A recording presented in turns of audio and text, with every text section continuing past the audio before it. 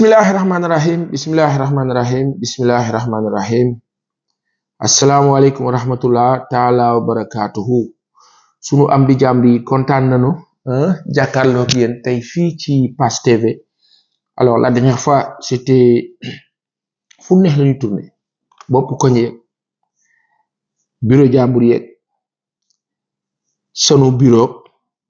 kër jàmbur yeeg sunu kër ak fanu neexu taxawu filmé. Là on est au bureau quand même Pass TV su ngeen ñëwee daa ngeen mu fekk fii inchallah. Alors le conseil des ministres a eu lieu ñun nag heure bii la ñuy door a am répit ginnaaw production yi ñu doon def ci journée bi pour mën a toog nag xool suñu conseil des ministres du mercredi 29 mai nan la tëddee duñ leen téye lu bari parce que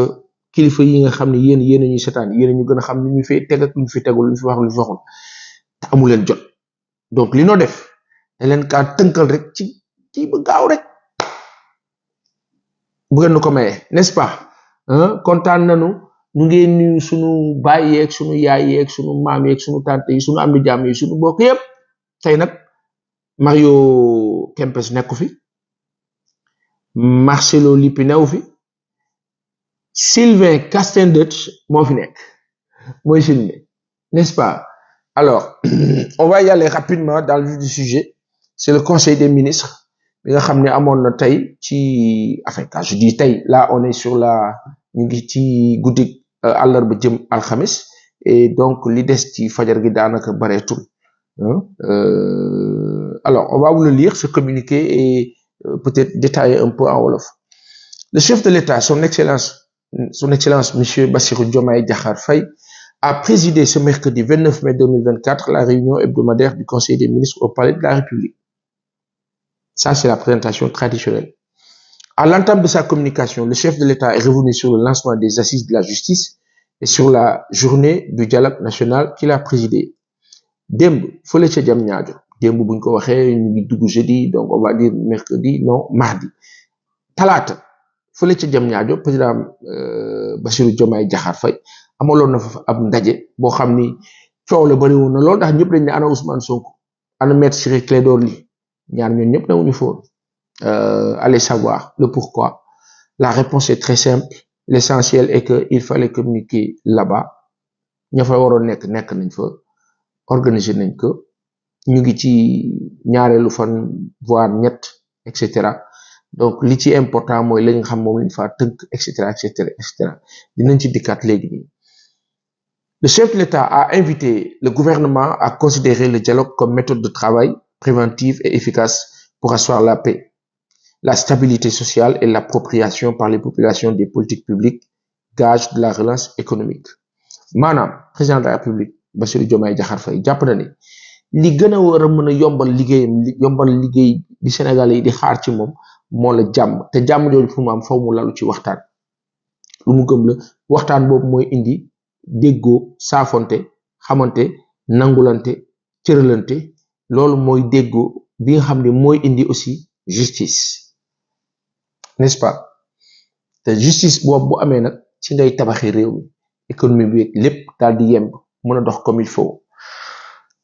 Le président de la République Bassirou Diomaye Diakhar Faye il a réitéré à cet égard son engagement à œuvrer sans relâche pour un Sénégal juste et transparent, ancré dans ses valeurs séculaires et réconcilié avec ses institutions. Le président de la République a ainsi indiqué qu'il attache particulièrement du prix au respect de la souveraineté du peuple sénégalais qui passe par la promotion d'une justice de référence, exemplaire et irréprochable, exclusivement rendue au nom du peuple. Dès lors, il a demandé au gouvernement, notamment au ministre de la Justice, de veiller avec le facilitateur qu'il a désigné, les présidents des commissions et sous-commissions au bon déroulement des assises de la justice dont les conclusions et recommandations feront l'objet d'un examen bienveillant et pragmatique ainsi que d'un suivi approprié par le pouvoir exécutif. Président Bassirou Diomaye Diakhar Faye dafa tenir bu baax ci ndaje bi amoon fële ci Diamniadio wax na ne na kilifa yi xool ci wàllu organisateur wala organisation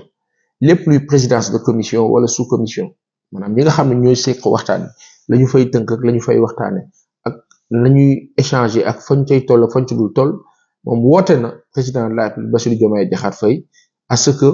mu nekk ndaje boo xam ne nag mujjantal ba day ànd ak efficience ak pragmatisme maanaam nekk loo xam ni njëriñ kese laa jur et c'est important aussi quand bien même. Évoquant la célébration de la journée mondiale de l'environnement prévue le 5 juin 2024, le chef de l'État a invité le gouvernement à vulgariser la nouvelle politique du Sénégal en matière d'environnement, de développement durable et de transition écologique découlant du projet. Ben kër ben garab sunu kër yi moom bu ñu organiser woo ba pare garab yi dana tege président Bassirou Diomaye Diakhar Faye affaire baa ngi ni li bokk na ci liy change réew mi Sénégal amatul garab nañu xool garab yoo xam ne dana yokk wërsëg ci ki kaa jëmbat ak ñi ko moom ut ay garab yoo xam ni du yàq dara ci sunu suuf wala ci sunu ay bâtiment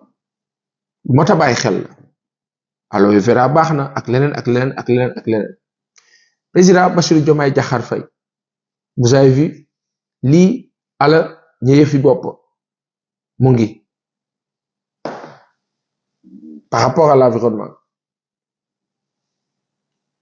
Alors, le président de la République a demandé au ministre de l'Environnement et de la Transition écologique de veiller en relation avec les forces de défense et de sécurité et les services compétents de l'État à la préservation et à la gestion optimale des ressources naturelles forestières et de la biodiversité. Li ñu yàgg kaas yàgg ko wax yàgg mettitlu moo di ne la défense de nos intérêts et kii di président bi Bassirou Diomaye Diakhar Faye am na lu mu sant kii di ministre de l'environnement bi amee transition écologique pour xamal ko ni que na ànd ak force de défense yi ak sécurité et de sécurité pour que ñi nga xam ne ñoo nekk di liggéey ak nguur bi di yëngu ci wàllu sunu ay ressources mën a am taxawaay bi war ci wàllu biodiversité ak wàllu ressources naturelles forestières yi maanaam yàq bi wàññeeku te lu mat a bàyyi xel la sur cette lancée je dis bien le chef de l'État a invité le ministre en charge de l'environnement à accorder une attention particulière à la gestion du parc national de Niokolo-Koba. La même priorité, a-t-il fait savoir, le président, doit être accordée à la modernisation de l'organisation et du fonctionnement de la direction des eaux et forêts, chasse et conservation des sols et de la direction des parcs nationaux. Le président de la République a demandé en outre au ministre en charge de l'environnement de travailler avec les ministres en charge de l'urbanisme, des collectivités territoriales et de l'assainissement à l'amélioration de l'aménagement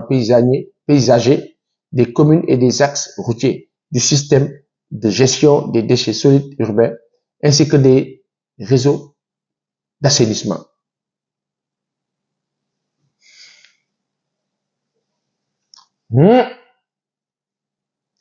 Président mu ngi sàkku de li moo sàkku am na solo de le président dans ce sens a invité le gouvernement à lancer une campagne d'information et de sensibilisation des populations sur l'éducation environnementale et la préservation de leur cadre de vie. C'est important. À ce sujet, le chef de l'État a engagé le Premier ministre à initier un programme national de promotion et de la citoyenneté, plutôt, avec des composantes opérationnelles et institutionnelles rationalisées, soutenues par la mobilisation effective de ressources budgétaires conséquentes. Dans le même élan, il a indiqué, Monsieur le Président, la nécessité pour chaque ministère d'initier, sous la supervision du Premier ministre, des actions majeures pour asseoir la mobilisation citoyenne des populations, notamment des jeunes. Le président de la République a informé le Conseil qu'il participera le samedi 1er juin 2024 avec l'ensemble du gouvernement à une journée nationale d'investissement humain dans le domaine de l'assainissement, en vue d'accentuer l'implication des populations locales, des communes, des forces armées et des services de l'État dans l'exécution des opérations retenues en prévision de l'hivernage.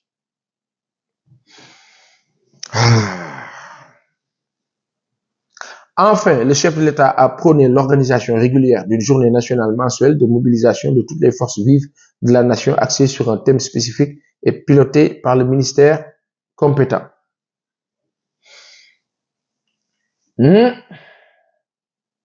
Mario, voilà Sylvain.